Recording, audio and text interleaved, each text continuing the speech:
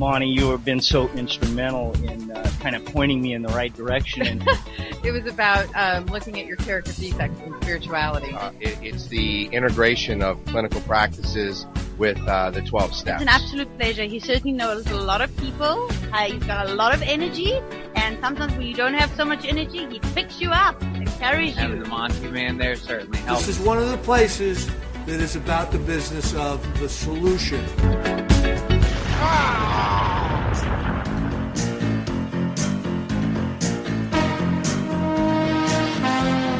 The views expressed on this special broadcast of the Take 12 radio show do not necessarily reflect those of KHLT Recovery Broadcasting or its affiliates. KHLT is not affiliated with any particular 12-step fellowship. Now here's that guy who's getting less popular minute by minute. Your host, the Multi-Man. Well, greetings, recovery family, all of you who are in recovery, advocates of, and perhaps some of you who should be. Welcome to another fine episode here at Take12Radio.com on your internet dial, broadcasting to you worldwide via YouTube, LinkedIn, Facebook, our own website, etc., etc. I mean, I don't know how much more social networking you can do, but we're trying to stay on top of it as much as we can. Hey, listen, what an honor today. This week, it is my honor and privilege to have William Moyers on our show as our guest. And we're going to get right into this right away. Before we do, though, I want to remind you, February's cartoon caption contest is in full swing. We had a winner last week. We're giving away a recovery DVD, recovery comedy DVD, courtesy of recovery comedian Mr. Mark Lundholm, who is also on our board of directors here at Take 12 Radio. And so enter that thing. Would you just go to Take12Radio.com and click on Recovery Cartoons, and you'll be entered also, even if you don't win a monthly prize, you will be entered in our grand prize in December for up to $1,000 worth of recovery goodies, T-shirts, books, CDs, etc. All right. William C. Moyers, Vice President of Public Affairs and Community Relations, is committed to eliminating barriers to recovery from addiction to alcohol and other drugs. I got to tell you, I have a lot of respect for this man, from carrying the message about addiction, treatment, and recovery to public policy and philanthropy. Our guest brings a wealth of professional expertise and an intimate personal understanding to communities across the nation. He uses his own experiences to highlight the power of addiction and the power of recovery. William has appeared on Larry King Live and Oprah and is a regular contributor to Good Morning America.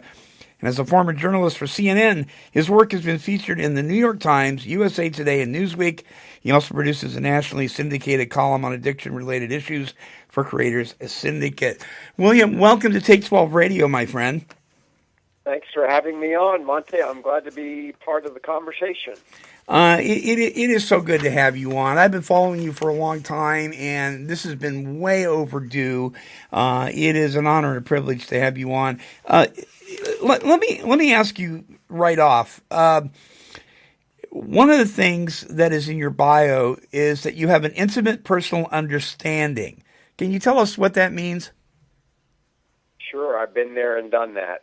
There you go. So many of your listeners, I'm a person who has experienced the power of addiction firsthand, and I've also experienced the promise and possibility of recovery. I've been on the road to recovery since 1989, when I was checked into a psych ward in New York City and went to treatment at Hazelden, where I now work, and I was in and out there for a while, but nevertheless, I was more in than I was out. And then in 1994, after a big relapse of my chronic illness, I came out of a crack house in Atlanta, Georgia, where I was living and working at the time. And since October of 1994, I have been continuously committed to the path of recovery a day at a time. So yeah, I'm one of us. I'm one of the we talk about program that is so important to so many of us, and I've been in recovery for a long time. I owe everything I have to the fact that I don't use or misuse mood and mind-altering substances Sure. anymore. Sure. Well, congratulations, my friend. We're so proud of you and so honored to have you on today. You've been a very busy person, and you are a very, very busy person. One of my early on in my early treatment, when you make the list of your relapse signs and your recovery signs and all that stuff, well, one of the things that I had put down was as a relapse sign was getting too busy doing good stuff. How do you balance that? I mean, because that can take its toll, right? Well, you nailed it, man. I mean, it not only can it take its toll, it does take a toll, and Sure. it is a tricky balance. Monty, I don't want to say I've been lucky, because I don't think it's just about luck, but I've been fortunate that in all of these years of being a busy guy, working for Hazelden, and carrying the message about addiction treatment and recovery and helping people, I've been fortunate and blessed, graced, and probably a little bit lucky too, that I've never really lost sight of what was important to me. As we know from the 24-hour-a-day book, the little meditation book that Right. one happens to publish, I think it's January 6th or some date in there. Nothing is more important than my sobriety, for without it, I have nothing. As busy as I am, and as much as I travel, and as much as I give away to other people through my professional job, I'm always diligent about putting first my personal recovery. I don't start any day without a cup of coffee and 20 minutes of my morning meditation books. That includes a 24-hour-a-day book. I make sure I attend recovery meetings. I connect with my HP. I am a busy guy, but I'm never too busy to start the day without the most important thing in the world, which is to maintain my recovery. Right. Good for you. Good for you. Because yeah, it's so vital. Got to make the main thing the main thing. I don't want to spend a lot of time on this question, but I if I don't, I'm going to get flooded with emails. Why didn't you ask him? Here a bit ago, there's been a lot of hubbub about what the president said or didn't say about marijuana being, not as bad as alcohol or just as equal as alcohol or whatever. And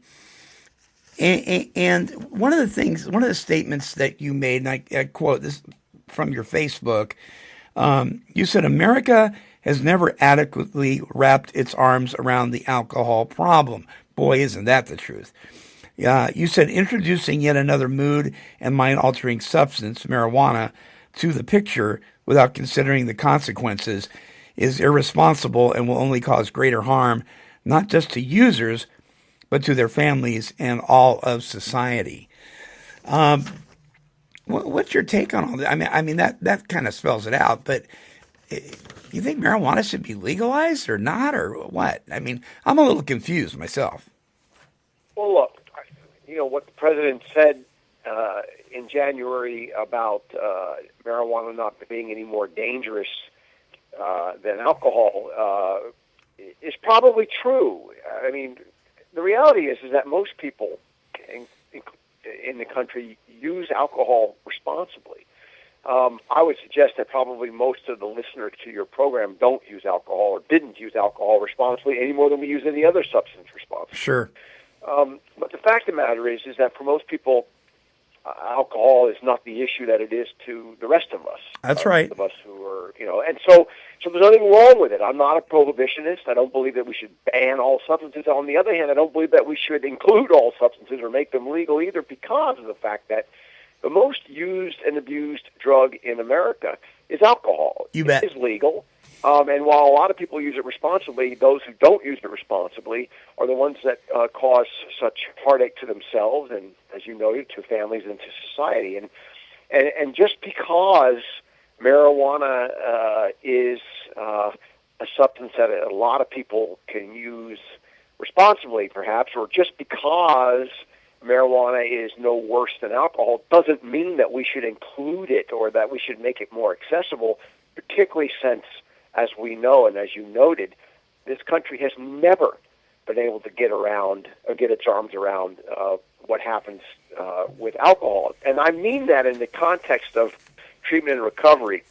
The war on drugs has been an abysmal failure for 200 years. Yeah. We as policymakers, as a country, have tried to regulate addicts and alcoholics' use or excessive use of substances, and we've never been able to do it. Why? Because we have never emphasized what your program and what so many of your listeners are living in their day-to-day lives, which is treatment and recovery. And until we as policymakers and we as a country are ready to recognize that addiction is not a criminal problem, it's not a behavioral problem, it's a healthcare problem. Yes, sir. We're ready to recognize that and put those resources towards prevention, treatment, and recovery, then it's folly for us to add any other substances into that menu or into that mix that's going to cause more and more problems. Very well said. Very well said. I mean, we're talking about, correct me if I'm wrong, but the number one health crisis in our nation, correct? No doubt about it. I mean, Yeah. I'm biased. Look, I work for a treatment center, Hazelden, and so I've always viewed, Hazelden has always viewed it since it started operating in 1949. We've always viewed addiction as not only as an illness, but the number one health problem in America, as you Yep. said. And so I'm certainly biased, but there's no doubt in my mind. Look, just consider this for a moment. I've been on the road to recovery continuously since 1994. During that time, except for a speeding ticket or two, I've never broken the law.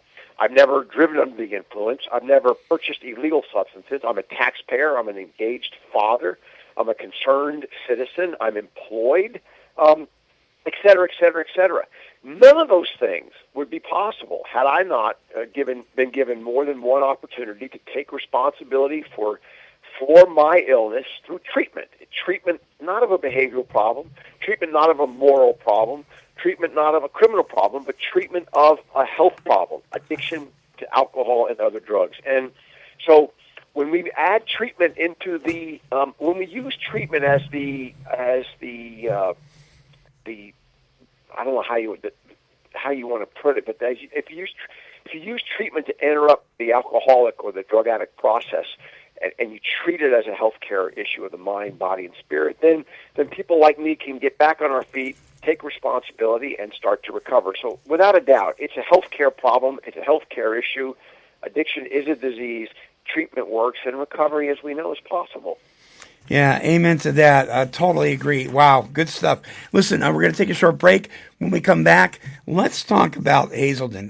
There are people, believe it or not, out there that have never heard of Hazelden, even some of my listeners. And let's talk about what you do and what Hazelden is all about. Folks, don't go away. More with my very special guest, William Moyers, when we return. Don't go away. Origins Recovery Centers provides integrated inpatient treatment for substance abuse and co-occurring disorders. At Origins, clients receive expert medical, clinical, and spiritual care individually designed for their needs. Our clients leave Origins with the foundation upon which they will build the rest of their lives. Call now to speak with an admissions specialist. Our toll-free number is 888-843-8935. That's 888-843-8935. Origins, delivering real solutions for real families. You and I know all too well how talented folks in recovery are. KHLT Broadcasting, the Take 12 Recovery Radio Show, and the Recovery Broadcasting Network are handing you the opportunity to share some of that talent. If you've ever written your own songs and have always wanted to share them publicly, here's the chance to share your talent with thousands of people all over the world through internet radio. For the next several months, the Monty Man will be reviewing songs written and performed by people in recovery. Whether you're an accomplished musician or a novice, he wants to hear from you.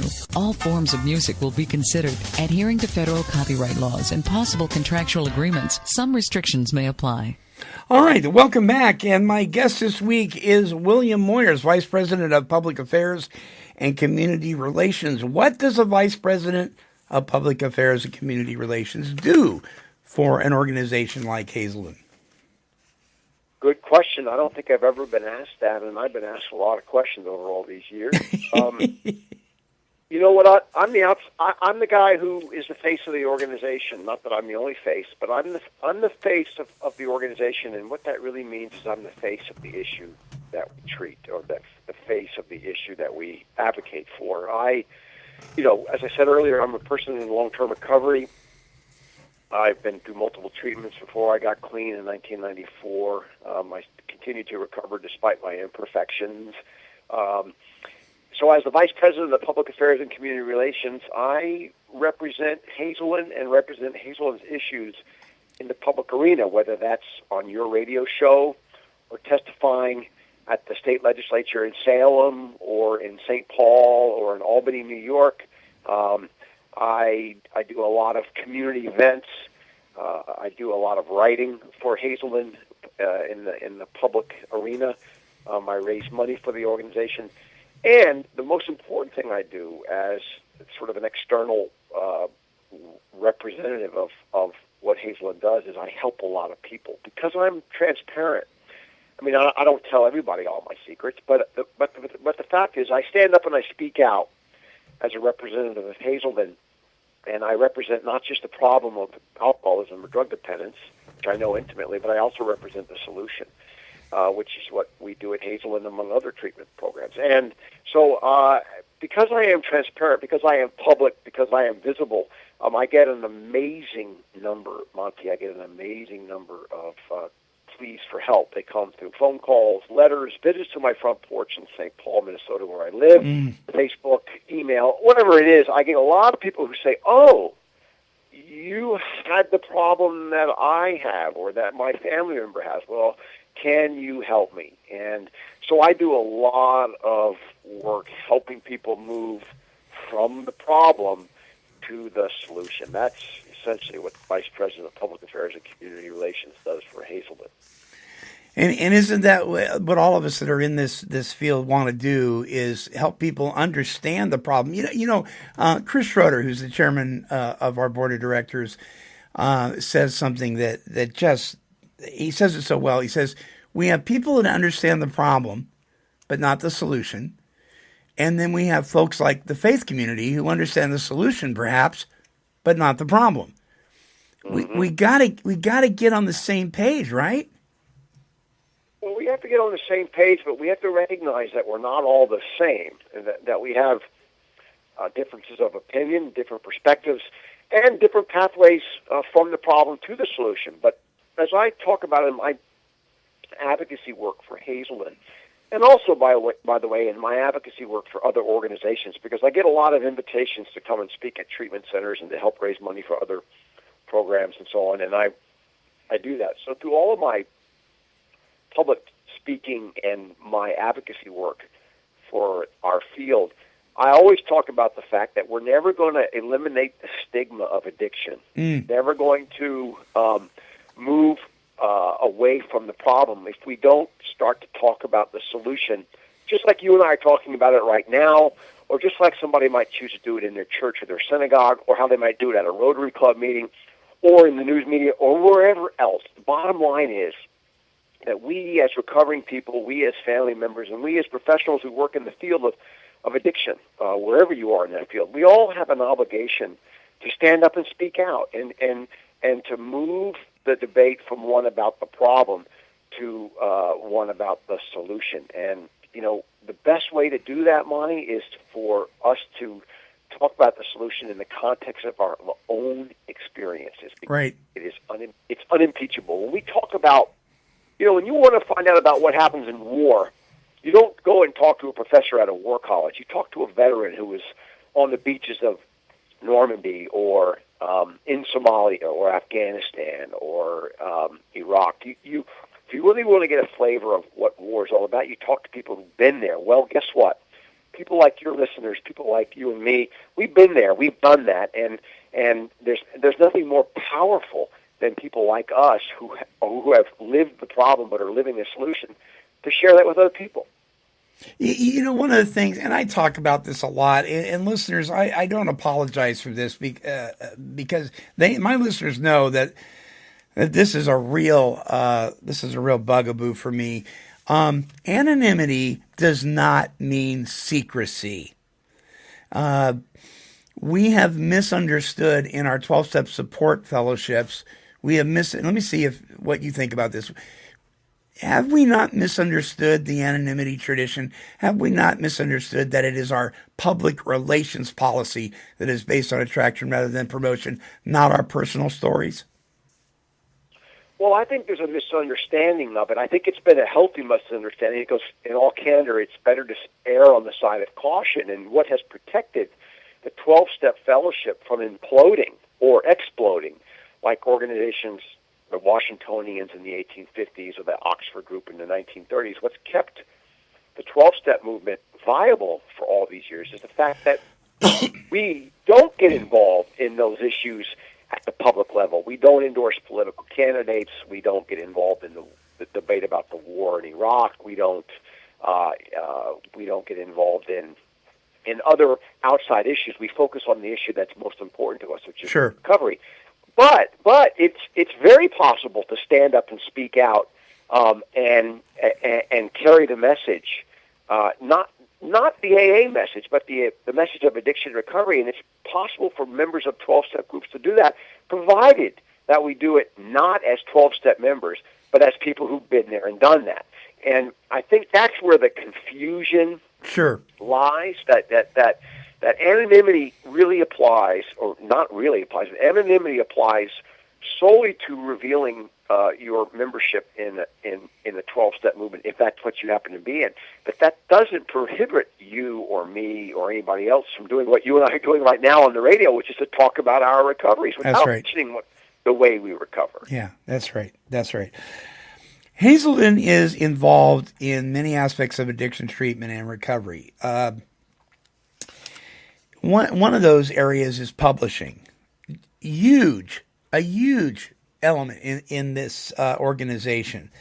How long has Hazelden been publishing recovery literature?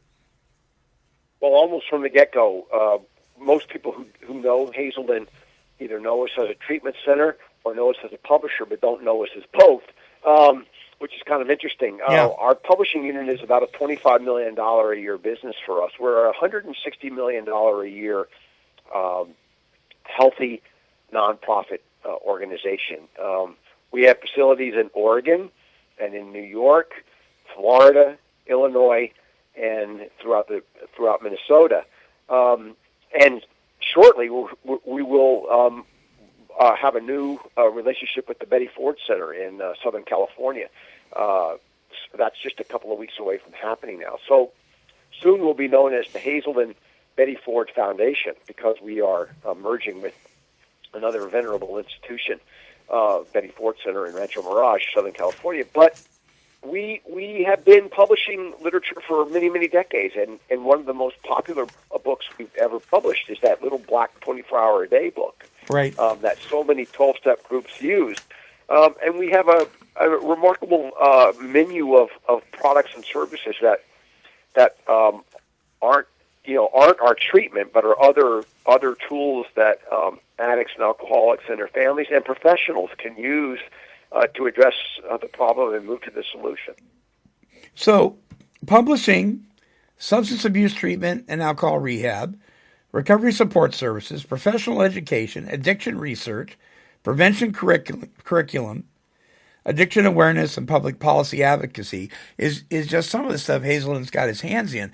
One of the things, I'm a real supporter of the Hazelden Foundation. I talk about it. I defend it, even though I'm not on staff at Hall.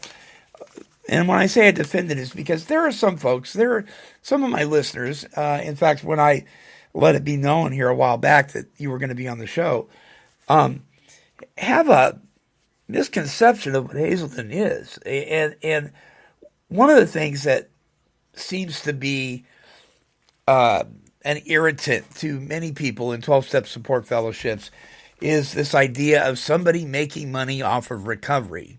You guys are a nonprofit. Nobody's getting rich at Hazelden. True? No, we don't have any stockholders. All we have is influence. And I mean, making money off of recovery, what's wrong with that? Other organizations make money off of diabetes, make money off of hypertension or asthma or birth defects. I mean, look, better to generate some revenue helping people get well than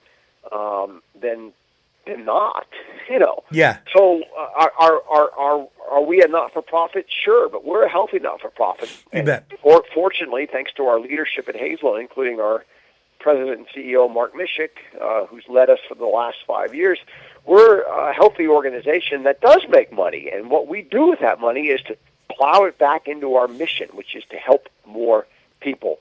One way we do that is we extend $7 million a year in financial assistance or patient aid. Wow. So that people can access Hazelden or stay at Hazelden long enough to get well. You don't do that if you don't make money. That's right. And if you don't generate money if you don't if you're not good at what you do. And you know, we've been around a long time. We're good at it. We're not the only ones, thank goodness. There are a lot of good treatment programs around the country, including I think some that sponsor your program. But we're good at what we do. We're big, and we're very committed to the mission, which is to help people get well. You bet. And here, the bottom line is, listeners, a man is worthy of his hire. I mean, really, I mean, you gotta pay your bills. I mean, I've been accused of this myself. Oh, he's making all sorts of money. Well, we don't make any money. I mean, I'm not spending any money on myself per se, but you got to pay your bills. You got to eat. You know, and if you can devote your time and energy to this wonderful process, and be able to live, you know, pay your bills and put food on your table, take care of your family. I mean, that's one of the things that we want to get back to when we're in recovery. True? I mean, you know, becoming a productive member of society means you get a job, right? Well, you can't have a mission if you don't have a margin. That's right. I mean, you know, it's and as you said, nobody's getting rich with what we do at Hazelden. Do we make salaries? Do we pay our employees? Sure we do. You bet. You have to. But we also pay the light bill, and we also pay the food bill, and we also maintain our properties. Here's the other good thing. I mean, we're a treatment provider. We're a treatment provider that provides $7 million in financial assistance, as I said, to people who need to access us. You know, the good news is that once you've been to treatment at Hazelden, you don't have to continue to pay those bills. You can go to a 12-step meeting and throw in a buck if you want to. Yeah. And there are many ways to get clean and sober. You don't have to go to treatment, or you can go to a different treatment center. There's some really good ones around the country, as I said. But the bottom line is we've never apologized for being a healthy not-for-profit, because that reflects, we think, a very strong mission and our commitment to help those who still suffer. You bet. All right, folks, don't go away. We'll take our last break. We'll come back more with William Moyers, Vice President of Public Affairs and Community Relations for Hazelden, when we return. When I first came to Serenity Springs, I never thought I could stay clean and sober.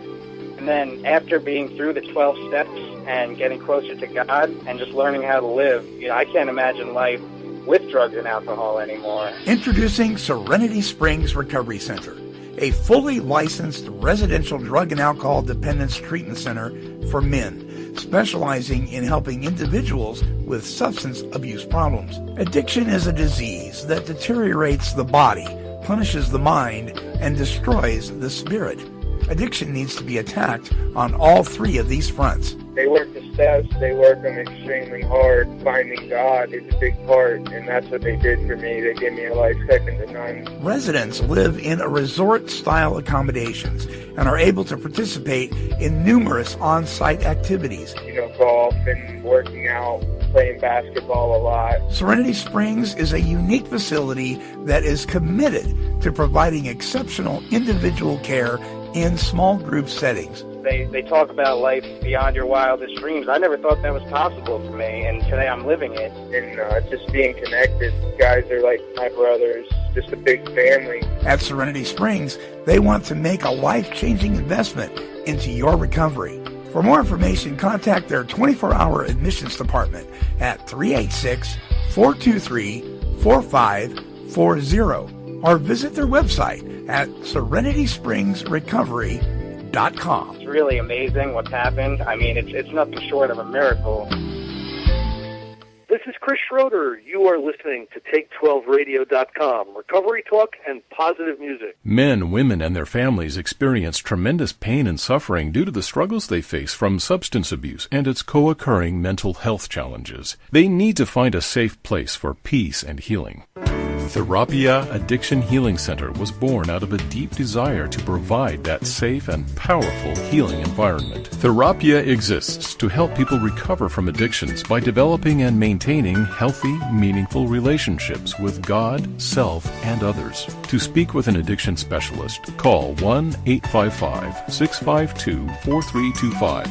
That's 1-855-652-4325. Or visit our website at www.therapia.net. Therapia Addiction Healing Center, restoring lives one step at a time.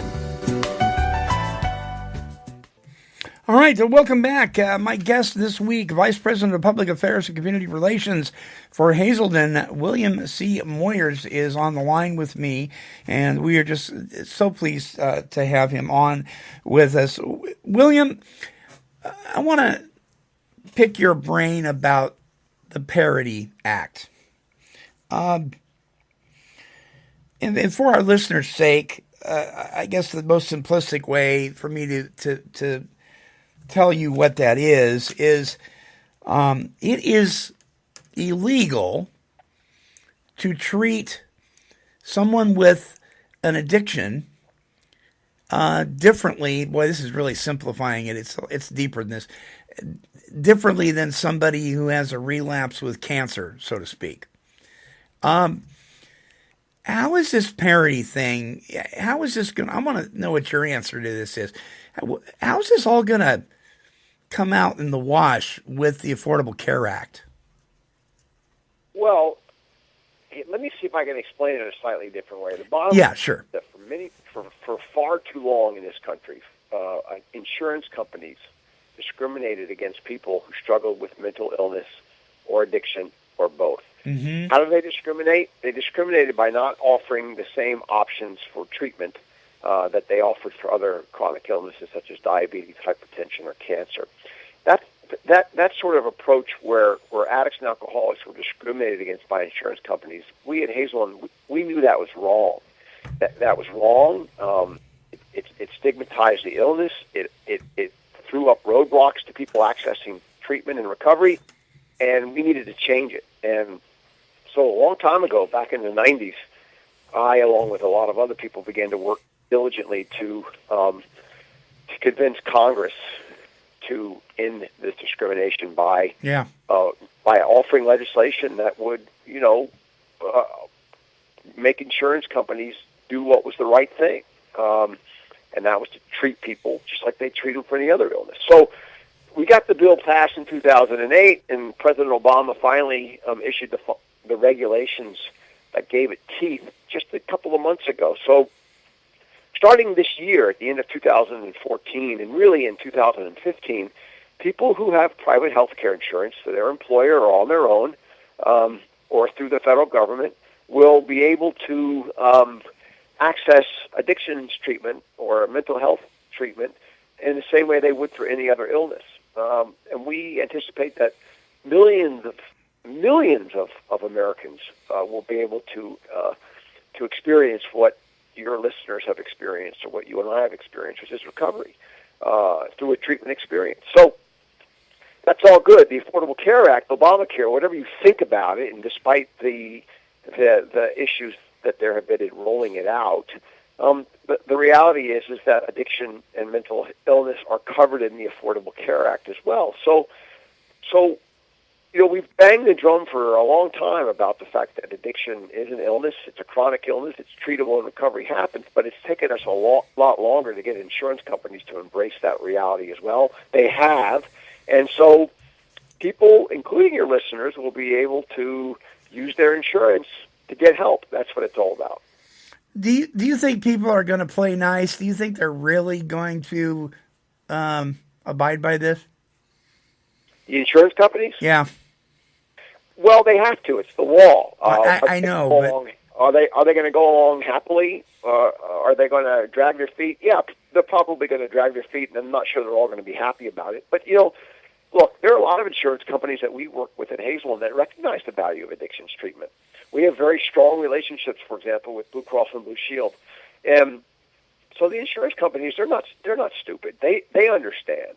They understand that at the end of the day, treating one of their covered lives is a lot better than not treating it. Because when somebody like you or me gets well, we don't make as many visits to the emergency room. We tend to be healthier. We tend to be employed. We're not homeless. We're doing all the things that insurance companies are glad we're doing, which is to take care of ourselves. So I think there'll be several years of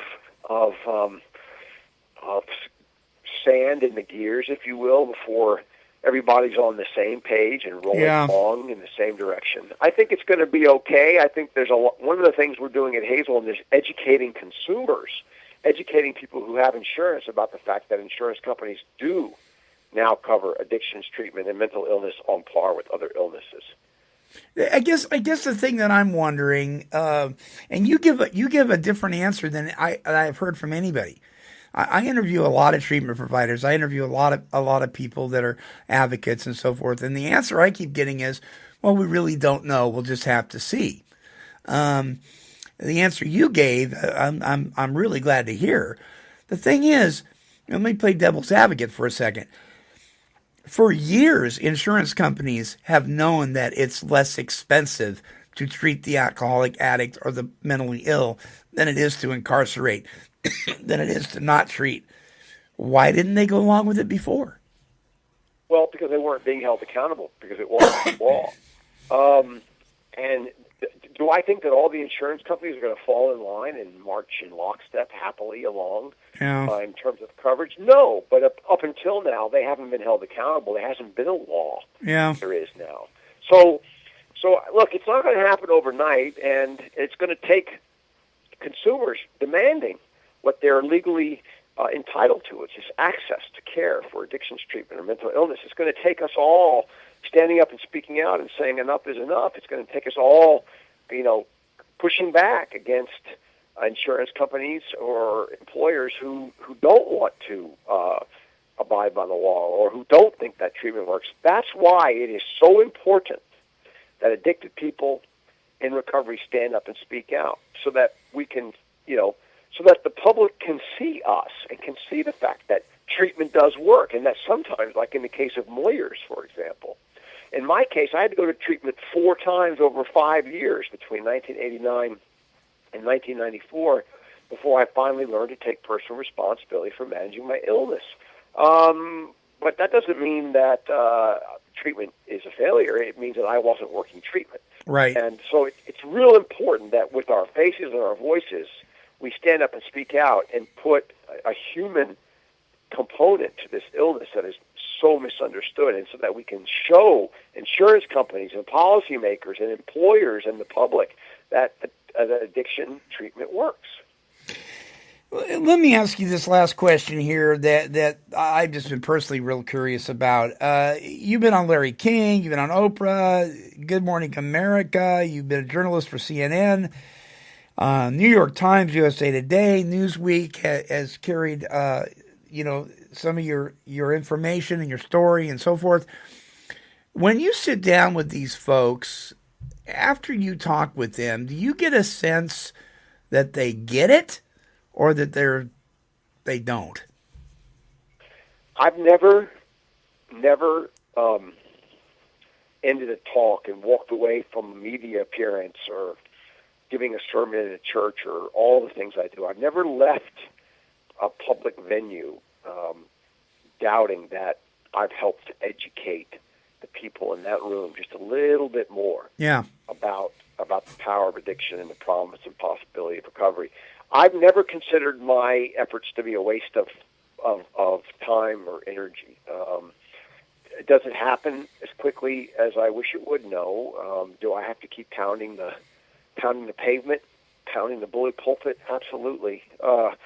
But whether it's on CNN this morning, or whether it's in the New York Times, or in a church, or in the state legislature, whenever I stand up and speak out and share my own story and talk about the power of Hazelden and the reality that addiction does not discriminate, that it's a bipartisan disease, and that treatment works and recovery is possible, whenever I carry that message, I always reach at least one person in the room. Sometimes I reach thousands, and I suppose in instances like Larry King or Oprah, maybe millions. But every time I carry that message, big venues, small venues, I know I've touched some lives, and that's the bottom line. Good word, my friend. Good word. I agree. I was asked. NBC came and did a story with us, and they said, "What is this really about?" And I said, "Well, it's about that one person. It's about that one guy. If you're talking to millions of people and one guy gets it, then you've done a good job." And if not us, who? I mean, right. I'm really fortunate that I get to work for a reputable, healthy, successful treatment facility and do the work that I do. You bet. So I do it on a large scale every day. It's my job. Mm-hmm. But it happens to be my job, and I do it, and I do it pretty well. But anybody can carry the message, one-on-one over a cup of coffee, or in a church, or at a Rotary Club, or a Chamber of Commerce meeting, or on the radio like we're doing right now. All of us as people in recovery, whether we've got 30 days or 30 years, all of us not only have an obligation, but have an opportunity to carry the message and to reach at least somebody else. What a perfect statement to end the show with. We all have the responsibility. We all can do it. Listeners, if you're out there and you think, "Wow, gee, what can I do?" Let me tell you. First of all, if you want some guidance and you don't know, please give us a call here at Take 12 Radio. Click on our contact link. I'm going to talk to you. I'm not going to send you somewhere else. It's just me. You can also do another thing. You can also contact Hazelden at hazelden.com. Their 1-800 number is 800-257-7810. Or you can email them at info@hazelden.org. Follow the links here at Take 12 Radio. If you need help, if you want to be an advocate, if you want to speak out, if you need literature. One of the things, William, that you spoke about on several occasions during this time together was the 24-hour-a-day book. What a wonderful, wonderful, powerful piece of literature. You can get the app from hazelden.org for that book. I believe that's still available, right, William? Absolutely. Yeah. Thank you so much for taking this time with us. Will you come back with us sometime and share some more? I'd be honored, and I really appreciate the opportunity to be part of this greater effort. I've always known in my own life and in my professional life as well that there is strength in numbers, and that none of us does it alone, that we do it all together. So having this opportunity to be with you on your program and with your listeners, I hope will make a difference in the lives of somebody out there, but I know this, it also makes a difference in my life, and there's nothing better than to give away, because when I give it away, as we know, I get it back. Yeah, me too, my friend, me too. All right, well, William, don't hang up, folks. Listen, if you want to rewind this show, you can do that. You can download it. You can listen to it on your smartphone, whatever. You can make a copy of it, burn a CD, share it with other people. You can subscribe. All our shows are free, of course. What a great opportunity we have had today, speaking with William C. Moyers, Vice President of Public Affairs and Community Relations for Hazelden. Visit hazelden.org. Again, their 800 number, 800-257-7810. Their email, info@hazelden.org. Any last words, William? No, I just am grateful to be part of this bigger effort. And I guess the thing that I would say to anybody who might be listening to the program and is struggling with addiction or mental illness is to know that you're not alone, that there is always hope, and that oftentimes hope comes from asking for help, and that it's okay to ask for help. So if you're struggling out there and you want to improve your life, you want to overcome this problem, it's okay to ask for help. Yeah, all right. Well, folks, hey, truer words have never been spoken. It's okay to ask for help. You're not alone. And so our next broadcast, this is the Monty Man along with William C. Moyers. We're wishing God's perfect serenity for you. Bye-bye now.